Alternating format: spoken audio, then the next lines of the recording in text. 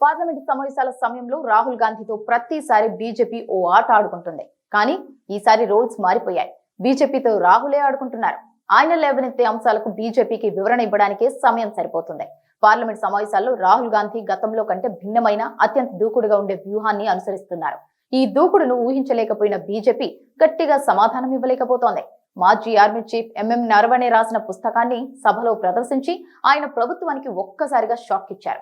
అందులో ఉన్న సరిహద్దు భద్రత, అగ్నిపథ్ పథకానికి సంబంధించిన అంశాలను ప్రస్తావిస్తూ బీజేపీని ఆత్మరక్షణలోకి నెట్టారు. ప్రభుత్వం అత్యంత ప్రతిష్టాత్మకంగా భావించే సైనిక విధానాలను మాజీ ఆర్మీ చీఫ్ మాటల ద్వారానే ఎండగట్టడం వల్ల అధికార పక్షం తడబడాల్సి వచ్చింది. అమెరికాలో సంచలనం సృష్టిస్తున్న ఎప్స్టీన్ ఫైల్స్ ను పార్లమెంట్ కు తీసుకురావడం ద్వారా రాహుల్ మరో భారీ వివాదాన్ని లేవనెత్తారు.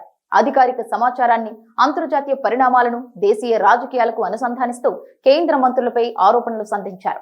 మోదీ పేరు కూడా ప్రస్తావించారు. గతంలో ఇలాంటి అంశాలను బీజేపీ విపక్షాలపై వాడేది. కానీ ఇప్పుడు రాహుల్ అదే శైలిని అనుసరిస్తూ బీజేపీని ఇబ్బంది పెడుతున్నారు. హర్దీప్ పూరి వంటి సీనియర్ మంత్రులు వివరణ ఇచ్చుకోవాల్సిన పరిస్థితి కల్పించడంలో ఆయన సక్సెస్ అయ్యారు. దీనివల్ల చర్చా కార్యక్రమాలు మొత్తం రాహుల్ ఎజెండా చుట్టూనే తిరిగేలా చేయగలిగారు. రాహుల్ గాంధీ నేతృత్వంలోని విపక్షాల ఒత్తిడి ఎంతగా పెరిగిందంటే చివరికి పార్లమెంటులో రాష్ట్రపతి ప్రసంగానికి ధన్యవాదాలు తెలిపే తీర్మానంపై ప్రధాని మోదీ ప్రసంగించడానికి సాహసించలేకపోయారు.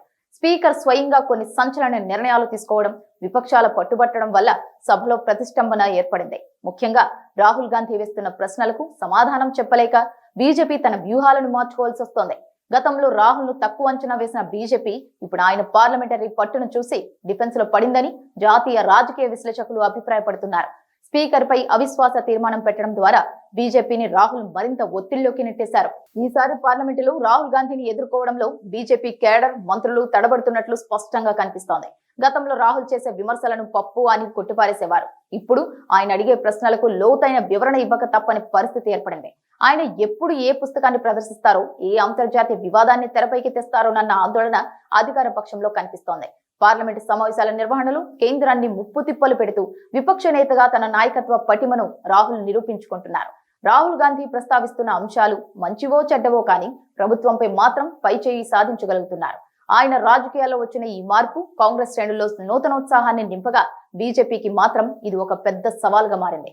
సోషల్ మీడియా నుండి పార్లమెంట్ సెంట్రల్ హాల్ వరకు రాహుల్ ఇప్పుడు ప్రధాన చర్చ బిందువుగా మారారు. రాహుల్ అనుసరిస్తున్న ఈ అటాకింగ్ మోడ్ ఢిల్లీ రాజకీయాలను కొత్తగా మారుస్తోంది.